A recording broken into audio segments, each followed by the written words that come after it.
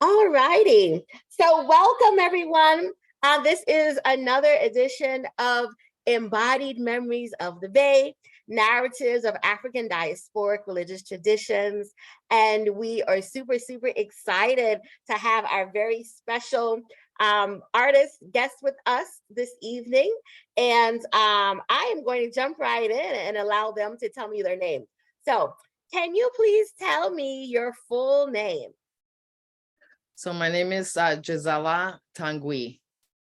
Okay, Gisela Tangui. And what do you prefer to be called?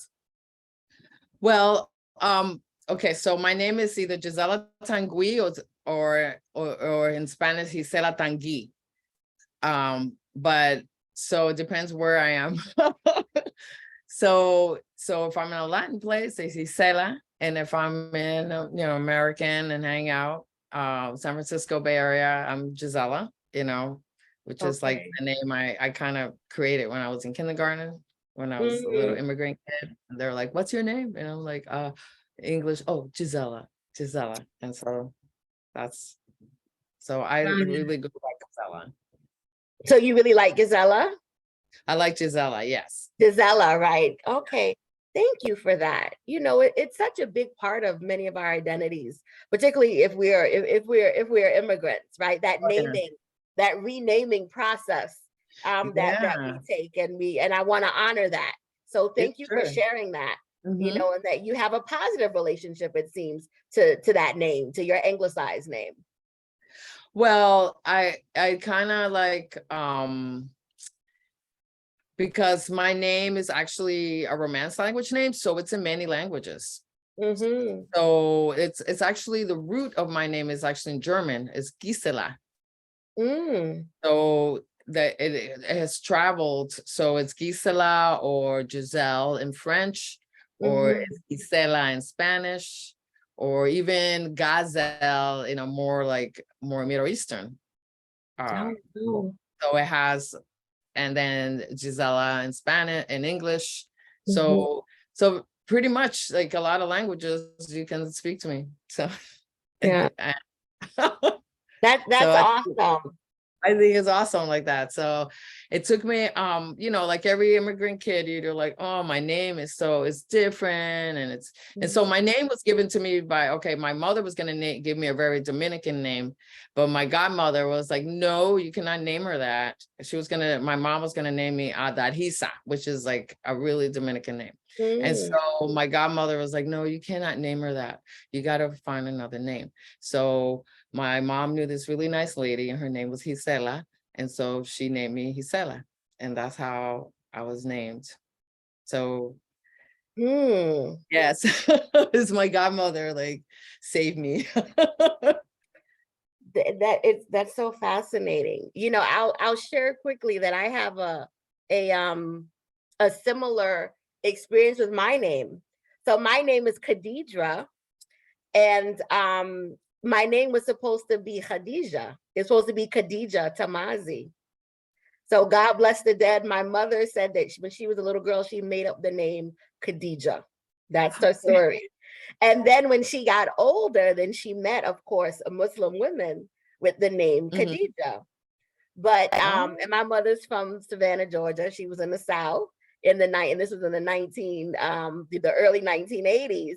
So my aunt Gisela, God bless the dead, told her, "You are not naming this child Khadija."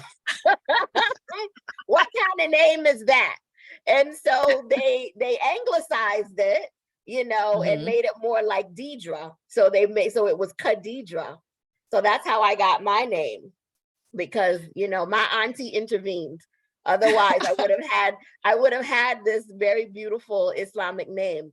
But I always say that I am a Khadija at heart. I claim that lineage, because that was my original name. That is beautiful. That's beautiful. I love that. Yeah. See, the godmothers and the aunties. Right. Yeah. And then we come out with these unique personalities and names that actually do suit us very well. It's true.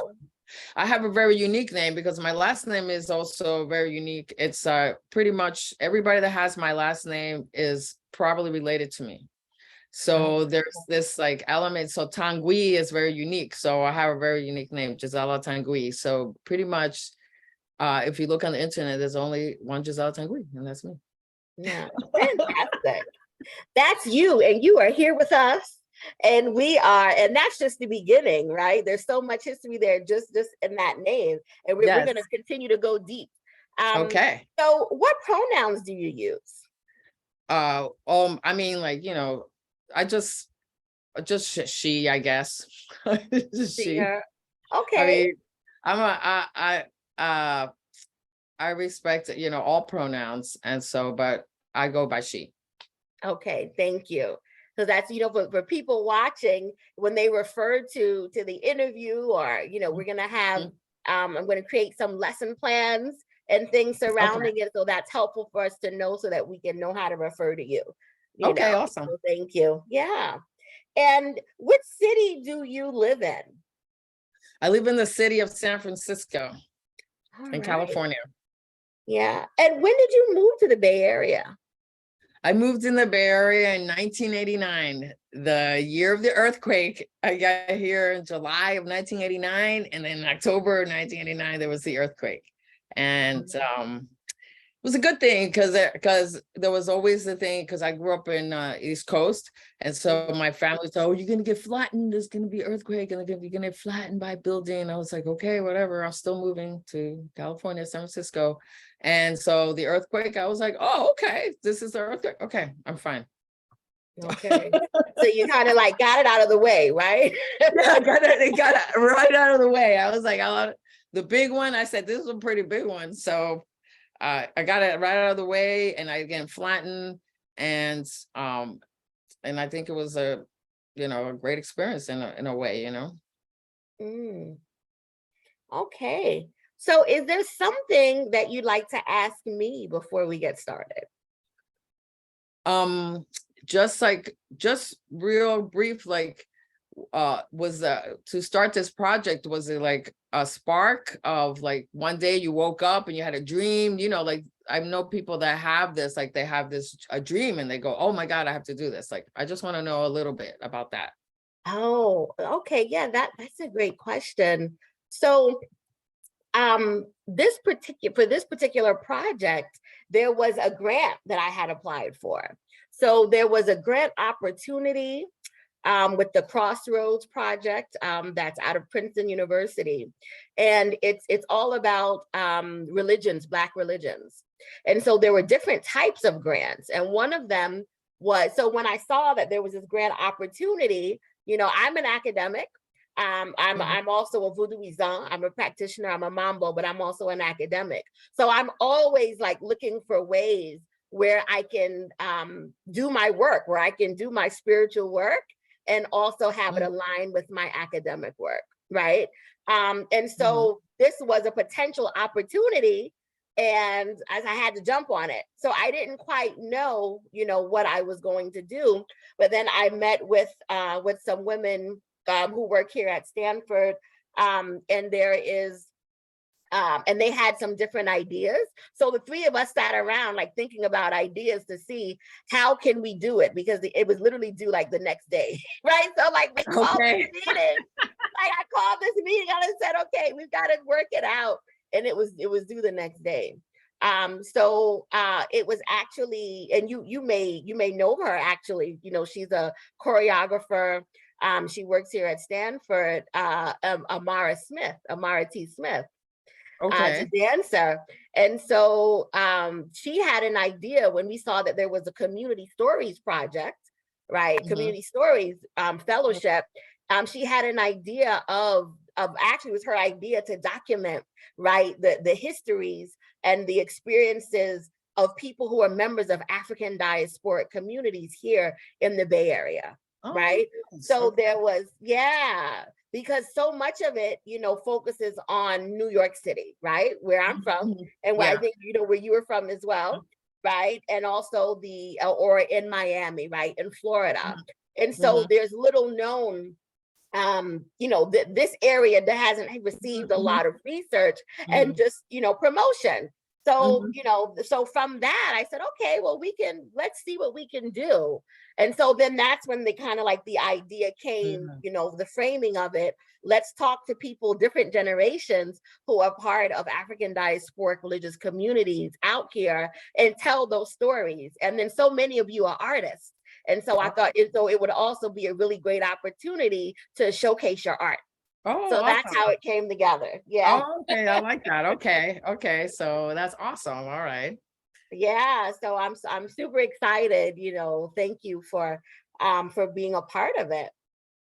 So now we're going to start with, since this is a an oral history narrative, it's going to be publicly available. Let's kind of start chronologically from the beginning.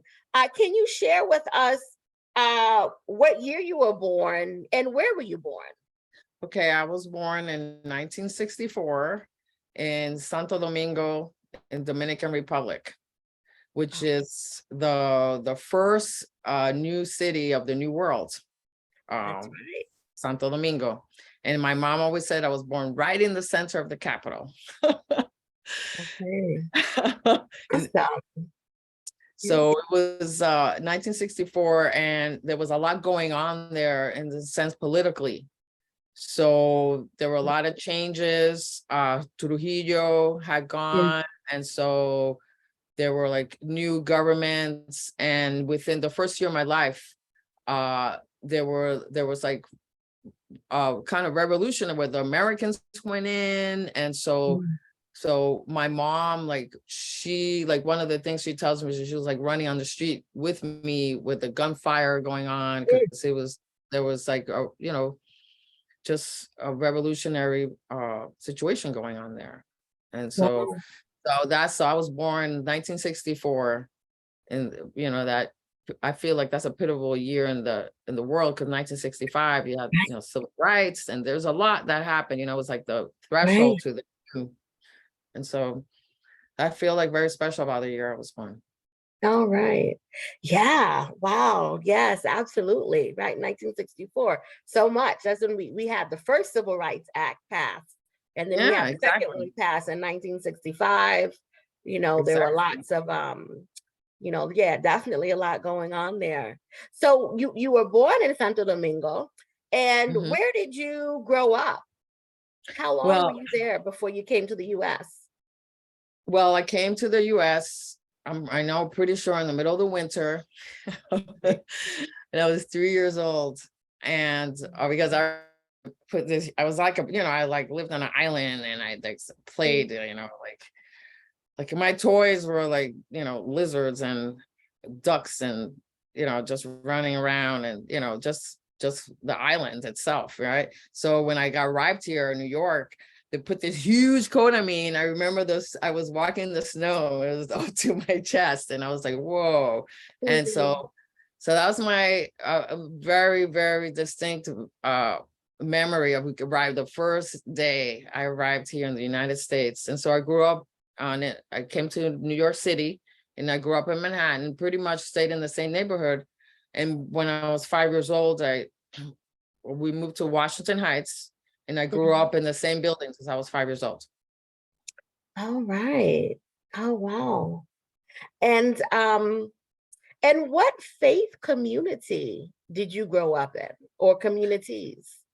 Okay, so basically my mom, I won't say she's an atheist, but she basically didn't practice any religion. So we didn't have any kind of religion training or anything. And so my really close family friend, like my babysitter, the friend family, they were very Catholic. So basically my idea of religion was through, like, I was a reader as a kid. So my introduction to religion was, okay, now I remember. Okay, so I read a lot about religion. I read this whole book about different religions around the world. So when I was like around 11 or something, like around that age, like pre-teenager, I read this. I remember I had this book, and I read all about different religions. So that was really cool. So I was like, oh, this is really cool. And then somehow my aunt was a Jehovah's Witness. Somehow, because I like to read, they were like, oh, let's give her these books, right? And of course, I was like, I read all the Bible, so I was like, these are cool, we're reading. And so then they kind of try to hook me into being a Jehovah's Witness. But I was just, I don't know, it just, first of all, I fall asleep in those Bible studies. And then once I read all the stories, I was like, okay, what else is up, And then basically, and then I went to a few services and, we hung out with the younger generation. But for some reason, I didn't feel like they were very spiritual. So, and then when they asked me if I wanted to be baptized, I was like, no, I'm out of here. So, okay. So that's basically my spiritual situation kind of growing up. And then I remember when I was around a lot in my teenage years, the cruises took me to a Easter ceremony and Catholic church. And I was like, wow, I was like amazed how theatrical it was. And they had a bonfire and Jesus came back. I was like, whoa. So I was like, so I kind of was the pageantry of it all. Like I didn't, and I remember that I could have communion because I was baptized Catholic. So I could have communion. So I got to experience that for like one time. Okay. And so that's basically the extent. So all my religious ideas came from my own self. And I never really belonged to any groups, but I felt like there was a part of my life when I moved to California. I felt like that's where the spark of spirituality started happening in me. Talk to us about that. What did you say? Yeah, I said, talk to us more about that, because the next I'm going to ask, what are the various communities like, or what faith tradition are you a part of now? Okay. But if you want to go, if you want to just kind of take us chronologically, we can go that way too. Well, I can. Okay, so basically, when I moved out to here to California, from New York City, like I graduated from NYU, and I always knew I was going to live in California since I was a little kid. For some reason, I just knew that. So, but I got into NYU, New York University, so I was like, I might as well go to New York University and have that experience. It's so I did that, graduated. I even had a moving to California sale, like moved out here. So I got my first job at USF, and then my coworker, which I'm still friends with, was really into like astrology and tarot and all of this stuff. So she kind of like started sparking me all these like, like, oh, astrology, oh, what's that, and then little by little, then I started then I realized that I was like, I could do tarot cards, and I was really psychic too. Like I can just read cards, and I knew what was up. Like when I read cards for people, and so I started connecting more to my psychic energy. Right, I've always been connected to it, but it became more concrete as I became more involved. And so basically, like I learned I could read auras. Like these are things I could do. Like that it's just kind of who I am, and I just like feel like a blessing, and I just accept that part, and I feel like I even thought I don't like do stuff like this for like a living or anything like that, and I trade readings with people, but it's it's a very spiritual thing to connect to somebody and connect with them in that way.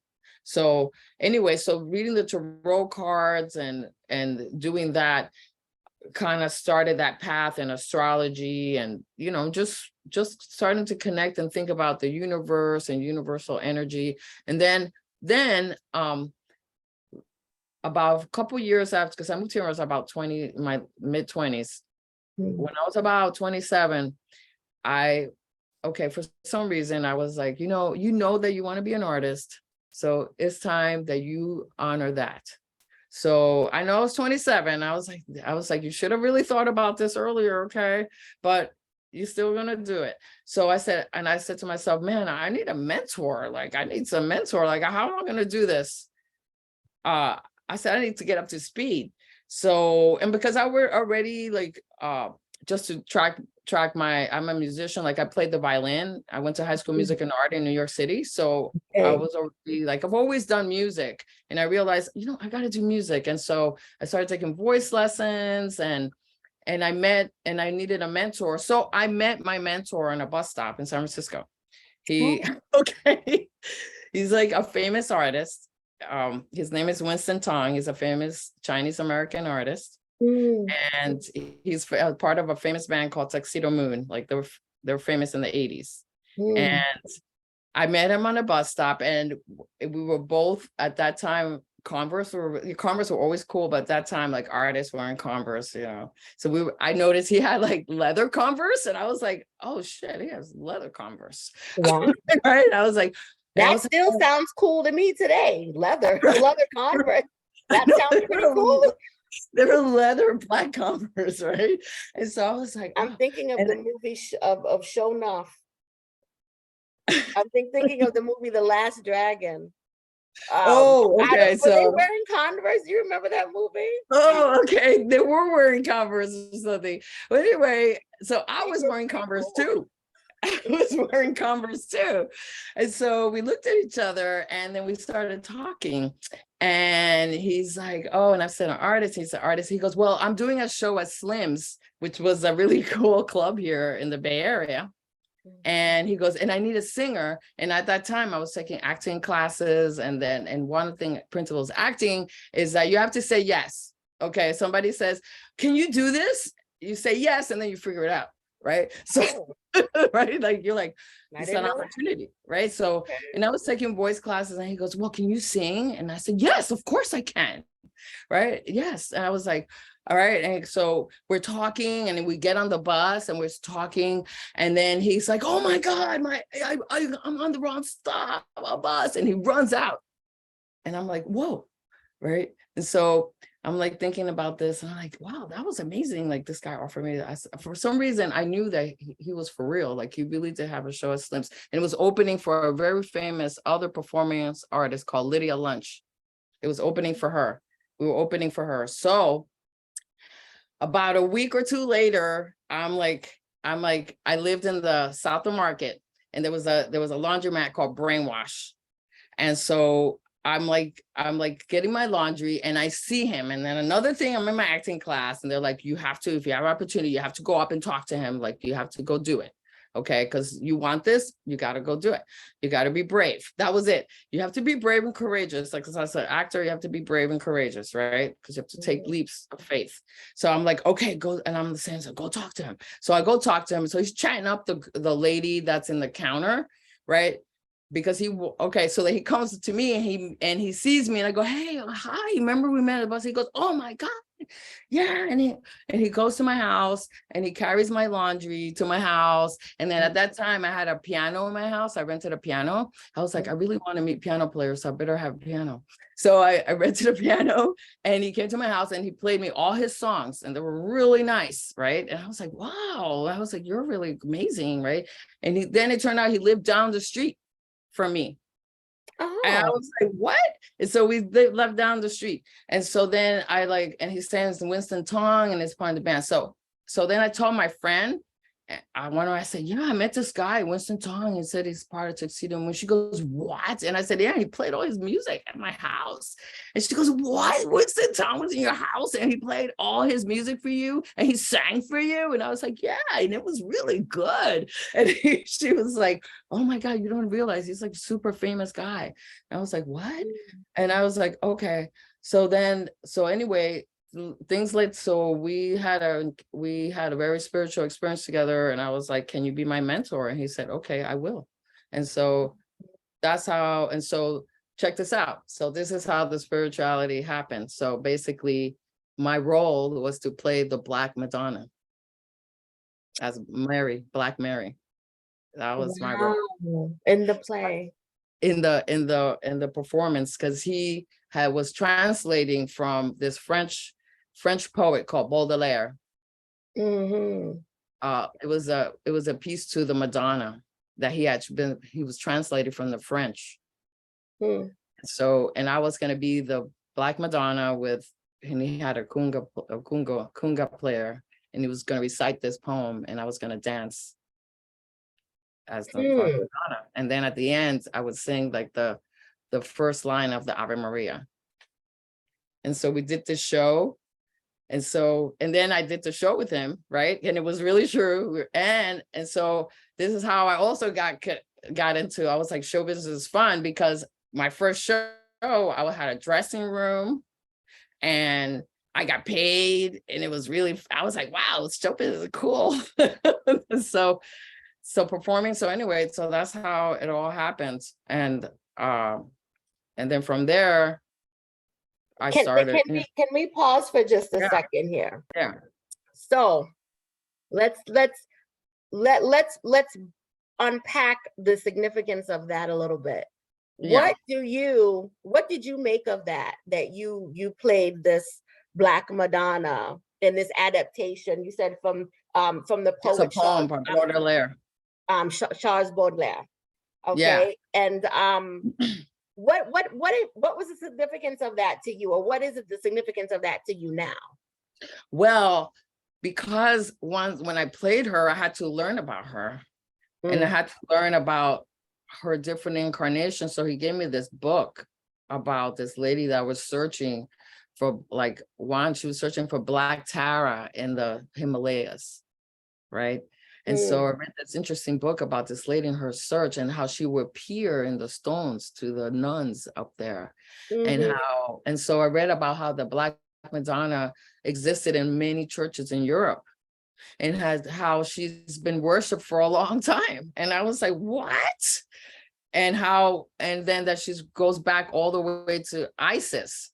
And I was like, what? And so so all this knowledge really got me into realizing into my Blackness and Africanness and woman and feminine. And it was really deep, and it really struck me. And so, like I said, I'm very psychic and stuff. So basically I got really connected to Mary. So Mary is a connection for me, because one of the first things, I have a lot of things, but you reminded me that when I first came here to San Francisco, because I studied film and television at NYU. So I was a documentarian. So I met this woman, and she was working on a documentary. And guess what? It was about a society of people that love Mary, that worship Mary. Oh. So that was before I met him. So this Mary connection was happening. So I met him and played the Black Madonna, and got really connected to this, I'm going to say character, but also spiritual deity. Also, like Mary, the Madonna, is such a special spiritual being for all of us, And so, so I sometimes have visions, right? So basically sometimes I would see the Madonna in places, right? And then I would know, I asked a question, and because I was really into the Madonna, and I felt her energy because I played her, right? So then for some reason, so then my friend took me to this church that had a female minister. So it was Christian domination. So I told her, I said, I've been seeing the Madonna, Mary, lately. And then she goes, oh my God, we've been doing a novena to Madonna, to Mary. And you have just confirmed to us that she's here. Wow. And then she proceeded to give me the most amazing blessing. And so that's how my connection to Mary is deep like that. And, and I have dreams with her, things like that. So that's how yeah. Yeah, thank you for sharing that. Yeah. It's what I'm thinking about now is that, when you mentioned that, right, those, the Black Madonna, and of course this is that image of the Black Madonna is very, for me it's very symbolic in Haitian voodoo. Exactly. Ezili Danto. Exactly. And when I just looked this up, because I recognize the name Baudelaire, and when I looked up Baudelaire, and I saw the reference that I saw was that, that he called, it was he had a mistress who he was Jeanne Duval, who was born in Haiti. Okay. In Wow. Jacmel, Haiti. Okay. So that's why I had asked you, like, what was the, like, what connections did you make with that? Because I knew that it was more, that there was more to it. But then when I, when I looked it up, the first thing that I saw was that, oh, this was a woman, this was a lover of his, a mistress of his, who he referred to as the Black Venus, right? As as a Black Venus, and who was his mistress. She was painted by his good friend Edouard Manet, but she was actually a Haitian woman, right? And they met in Haiti. So, and of course, so she was born in the same island where you were born. See, like that island is special, So, right? We can't make these things up. Yes, the thing is, okay, so that's pretty crazy. So because, I'm pretty sure that I have Haitian blood going on, because my grandmother, either my grandmother or my grandmother is Cuban French, and that means that she was from Haiti and that she went to Cuba. That's what that means. Oh, right. Cuban French, they mean that. That's what that means. Right. Right. Oh, and isn't that something? And so did she make her way back to? No, she made her way back to the Dominican Republic? No, she stayed in Cuba. So there's a wing of my family that's in Cuba that come from there, and then some in Dominican Republic and some in Puerto Rico. I mean, seriously, like if I look up my name, I can see where all my family is. Look at that. Yeah. And so that's the Tangui name, they say it comes from India. So there's like all this. So I keep saying I have the dot and the feather. Right. I mean, that's the Caribbean inheritance, right? The Caribbean, right? It is. People don't realize. Once you're from the Caribbean, this is, really once you're from the Americas, anything goes. Yeah. So anything goes. So really, like the Black Madonna really started my spirituality. Wow. So this is really fascinating, right? And I want to, you mentioned that you're a musician, that you're definitely a part of this artist community, you're a singer, you played some instruments. So if I were to ask you, what are the various communities or groups that you're a part of, what would you say? Okay, so one of the ways that I've so my project is called the Voodoo Cabaret, and it's based, I wrote songs about the Orishas. So how I stay connected with, so like I said, like I was never part of any religious community, but I feel the Orishas are part of me. Because I don't mean to digress, but how I met the Orishas was, so the Orishas are like, always wanted me to meet them. Because in my neighborhood, I was always aware, like I would see the santeros all white, and I was always wondered, and I would hear in the summer, I would hear the drums. And then when I would, so one of the things with Washington Heights, you can go under the highway and get to like the edge of the bridge. But under there, I would see that people would do rituals. Like I would pass by at that time, like, so I would see these things, and, and so there was, so then one day, when I was in college, my first year of college, my mom said, the man in this building wants to hire you to play violin for this party, and he's going to pay you $50. And I was like, what party? And I'm like, this, and he gave me this very simple music. And I was like, oh my God. Right. And I was like, what's going on? So I took my younger sister with me. And then when I went to this party, it was a party for Ogun. And I walked in the Queens, and they had like their special, like they had like a whole altar, and I walked through, and there was like crystal balls and beads. And then I walked in, and there was like a whole wall with yellow flowers and 7 iron cauldrons. Maybe it's not the wrong word, but urns, like urns, 7 urns, right?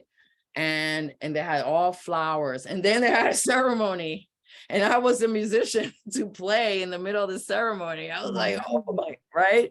And then I saw a guy, and he like totally connected to Ogun, and it was like I was like, whoa.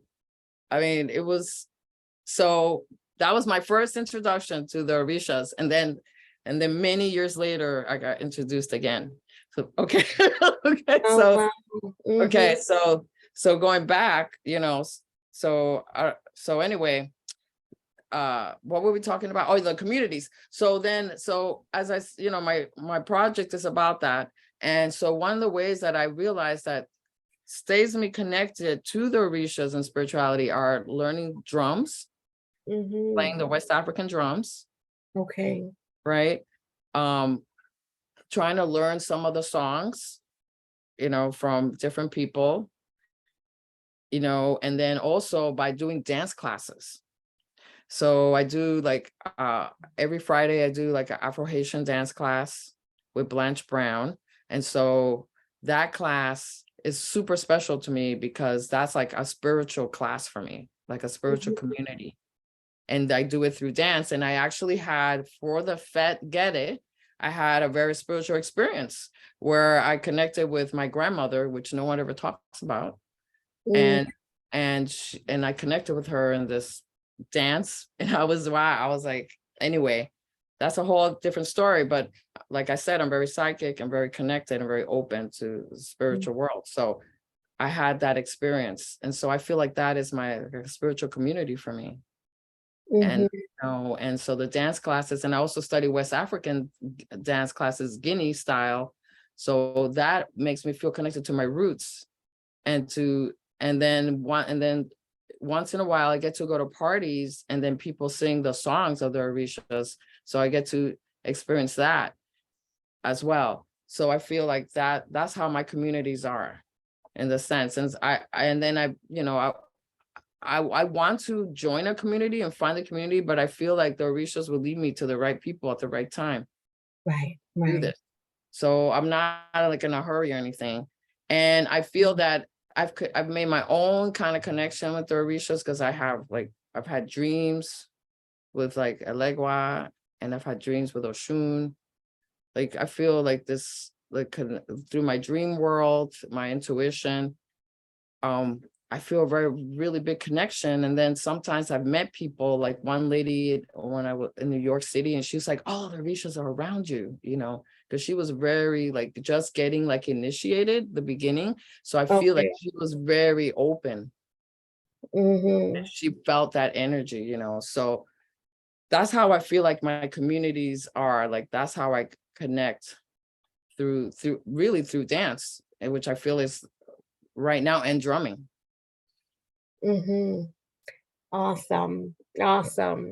Thank you so much for your transparency, and for sharing these really personal experiences that you've had, these really intimate experiences with spirit. I know it's going to be really helpful for those watching and those listening, because they're going to be able to resonate, with your walk. Like everybody has a different walk, the spiritual path. And so I really love that you're with us, and that you're sharing your journey with us, because there's a lot of other people too who can align more with your path, right? Where they may not be initiated or grounded in a particular faith community, but they're practicing their spirituality, they're connected, right? Yeah. And of course, we want to, so we want to honor that, right? And uplift that experience as well. So I mean, you've been talking about it the whole time, but I'm going to just ask you more directly. How does your faith influence your creativity and artistic expression? So what have you been inspired to do? Well, basically, okay, so once I like really connected with the Black Madonna, it started leading to more. I started really wanting to know more about the African religion and more. And I just, for some reason, I just started migrating there. And so I say that I wrote it through my songs. Okay. So basically I wrote this one song called Yemaya, which is really based on a prayer that I adapted for the song, and I wrote a really good like chorus for it, right? Which the Yemaya song is my first song. And really? I started, yes, like Yemaya is my first song that I like put together myself and wrote this really great hook, right? Like people are like, what, you wrote that? And I go, yeah, I wrote the whole thing, the whole melody, the whole hook myself. Okay. So I was doing this, I was doing shows, right? Like I said, I was, doing shows. So I started like producing shows, and I would produce these like crazy fashion shows where the models talked. So, and so I was finishing a show and I was taking it down, and I met this guy and I told him what I did. I said, yeah, I sing songs about the African spirits, right? And I wrote this one song. He goes, well, I'll pay you $100 if you come sing your song for 5 minutes. And I'm like, what? I was like, okay. So basically, but this is the caveat. So basically he would put a bus full of people and give them lots of liquor, right? And then he would take them to these they didn't know where they were gonna go, and then they would get off the bus and there would be an artist there doing some kind of something. And I was the last act of everything, right? So basically a bunch of drunk people, and then you have to do your thing in the middle of wherever. Like, so so basically it kind of made my performance chops really good, because in 5 minutes, I had to get this audience to look at me, do what I feel the connection, what I was doing, and give them an experience. And so like I performed on top of a rock. I performed so the first time I performed, I did it with like a boombox. I just had like a boombox with some beats. And as I started doing my song, and then this guy, he took a cone, because it was like on the side of the road, and he took a cone, and then he started singing "Yeah, with me. And so anyway, okay.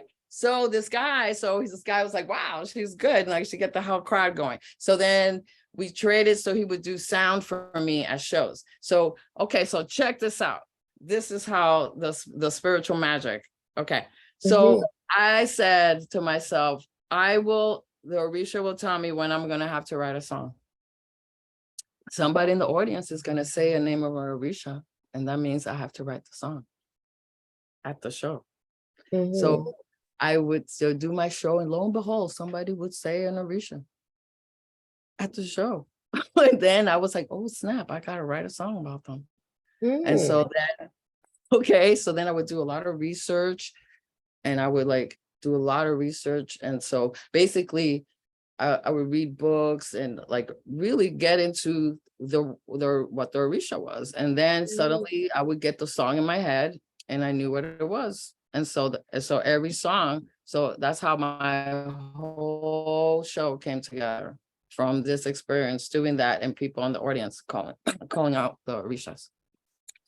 Oh wow. So that and by show you mean the Voodoo Cabaret?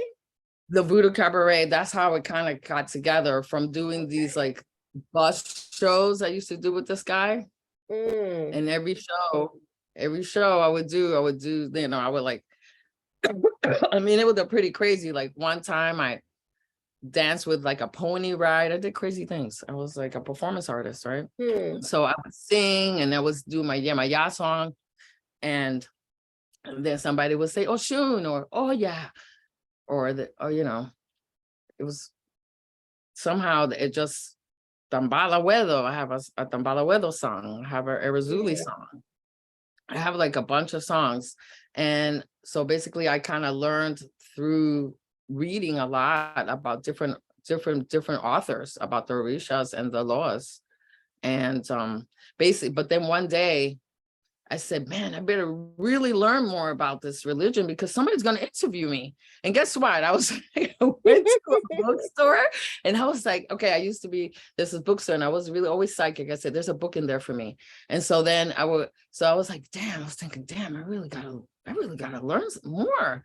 And so I went to this bookstore. Guess what? It was a book and it was Voodoo for Dummies. And I swear to God, like that was the book, the name of the book. Wow. And I was like, like, yes, dummy. Yes, you should learn a little bit more about what's going on besides you know, just hooty doody arty stuff. And I felt like they were like talking. So I feel like that's how I connected. And then, but somehow my intuition always told me that I always had to start the show with Elegua, and I didn't know that. But I knew that that's how I had to do it that way. And I read about it. And I was like, oh, okay. So can you share with us, you know, what should, because you're gonna have audience, you're gonna have people watching this who may not know anything about the Orisha. So why do you feel now that it was appropriate that you started your shows with Elegua? Well, because he's the one that is, when I learned that he's the one that's connected to, he opens the door and the key to all the other Orishas. Like he opens the door for you or the path. And so you always have Elegua, you have to ask Elegua to please open the path for me. And then in that way on the other all the other Orishas also, and also to, you know, the higher being. So, but I intuitively knew that.